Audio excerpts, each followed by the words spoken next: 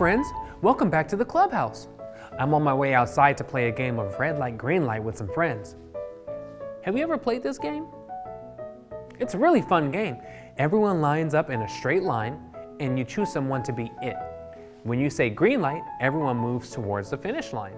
When you say red light, everyone freezes, and if you move, you're out. This game was started because of the traffic light. Hey, by the way, it is Black History Month, and did you know that the traffic light was created by an African American? Let me tell you about him before I go out. This is Garret Augustus Morgan.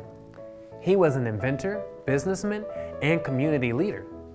Garret was born March 4, 1877 in Claysville, Kentucky. This was one of the only all-African American communities outside of Paris, Kentucky at that time. He only went to school up to the 6th grade, and then he moved to Cincinnati, Ohio when he was 14 to look for work. He worked as a handyman fixing things for his boss. He even was able to hire a tutor to help him finish studying for school while he worked. In 1895, Garret moved to Cleveland, Ohio, and he started fixing sewing machines for a clothes company, and this started his interest in learning how things worked. The very first thing he ever invented was a belt fastener for sewing machines and a zigzag attachment for them.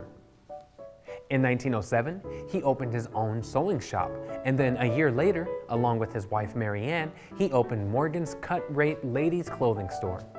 With this store, he made coats, suits, dresses, and other kinds of clothes. In 1913, he even began creating hair products and started the G.A. Morgan Hair Refining Company, which sold hair products and even a hair straightening cream, hair coloring, and a hair straightening comb, all invented by him. In 1914, he was the very first person to create a smoke hood, which is a type of gas mask that protects you from breathing in gas. He was also a great community activist, and in 1916, workers were trapped 50 feet beneath Lake Erie in a tunnel, and he was one of the rescuers who went in to rescue them. In 1920, the very first traffic signal was created, but it only had the words stop and go.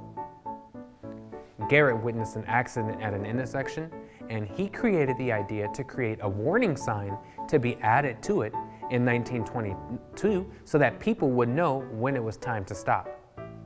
Eventually, these signs would turn and become the colors that we know today: red, green, and yellow. Some of the many other things he did was he created a newspaper, and he purchased a farm and built a business called the Wakeman Country Club, and it was open to Black people, which most clubs at that time were not. In his lifetime, he's won many awards and had many things named after him, and he was even included as one of the 100 greatest African Americans to ever live. Did you ever want to invent something of your very own? Well, you can. All you have to do is write down your ideas and work on them. You know what I always say, follow your dreams and you will be simply amazing. Well, red light, stop. Green light, go. Well, I better go now. I'll see you next time.